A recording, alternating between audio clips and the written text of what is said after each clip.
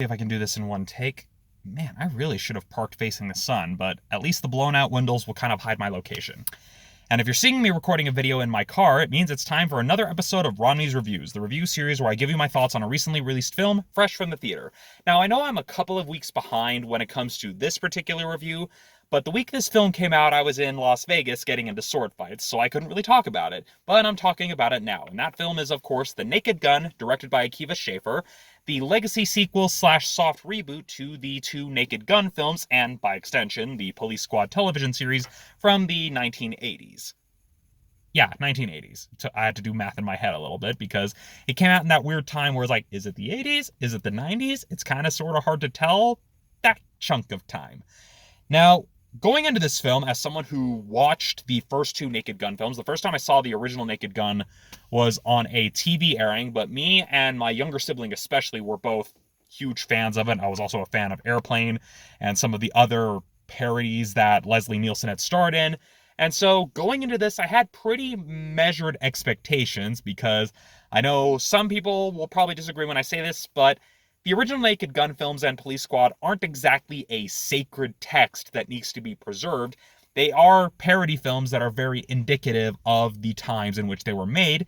And honestly, that's exactly what this film is. But it does so in a way that I feel is very true to the spirit of the original Naked Gun films, and I would argue that this is a worthy successor. That said, it's not perfect. There were definitely some jokes that I would argue were definitely misfires. Not necessarily because they were outright bad, it was just a case where there was just something off about the jokes that just didn't quite allow them to land certain gags and sequences that probably felt like they were stronger on the page, or maybe felt like they were stronger when they were shooting them, but in execution just kind of fell flat. But I think a lot of this comes down to one fundamental problem that I think pretty much summarizes a lot of the major problems this film has in one key aspect, and that comes down to the idea of timing, and specifically the timing between jokes. To put simply, this film doesn't really give some of its jokes time to breathe. It very much tries to do the whole, okay, here's a gag, then here's a gag, then here's a gag, then here's a gag, and your brain doesn't really get enough time to register one joke before it's moved on to the next three. And honestly, I think that's the biggest flaw for this film. But there was also a bit of a disconnect with the humor, because one of the things that worked about the original Naked Gun films is that although, yeah, it still had a lot of that weird humor that just seemed out of place, it kind of maintained an internal consistency where everybody in the world of the films operated on that same logic where, yeah, they are just as flawed and as illogical in this world of the story. Whereas some of the jokes that I feel didn't quite land kind of tried to have a how would a real person react to this situation sort of humor. And I think that's kind of what hurt it. I don't know if it was like a focus testing thing, or maybe they just weren't as confident that those jokes would land. But I think that's also a major problem here. And it also doesn't help that there are just some straight up non sequiturs that the film just detours into that, again, probably worked better on the page, but not so much in execution. Especially given that it still has a lot of the same trappings of modern filmmaking, where they try to let the editing dictate the pace rather than letting the characters and the actors' chemistry actually dictate the pace.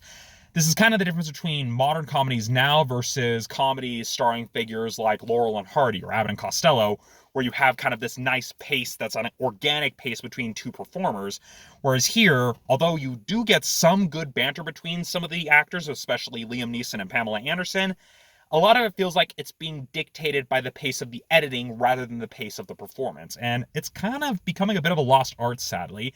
And that goes into that same idea of them not letting the jokes breathe, where it hits you with the gag, then moves on to the next one before it really lets the gag sink in and lets it register. I'm not saying everything needs to pause for laughs, but at least give the audience time to let it sink in so they can fully laugh. That way they can pay attention to the next gags.